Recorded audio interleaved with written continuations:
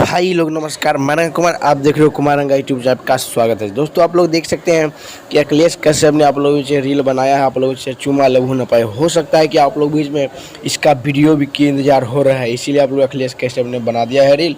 और बात करेंगे इस वीडियो में कि आप लोगों से एक अन्नपूर्णा फिल्म पर लोगों कुछ केस चल रहा था, उसके बारे में अखिलेश कश्यप ने बोला है। वो अपने आप लोगों की आई डी पर ऑफिशियल अपने मतलब व्लॉग चैनल है, उस पर आप लोग बोला है कि मेरा सॉन्ग आप लोगों से बहुत जल्द ही आप लोग को देखने को मिला। कि केस के मामला था अन्नपूर्णा फिल्म से, इसीलिए मैं आप लोग रोक दिया था। अन्नपूर्णा फिल्म से लगभग 10 या 12 गाना मैं आप लोगों से मतलब उसे रिकॉर्डिंग करा के रखा हूँ।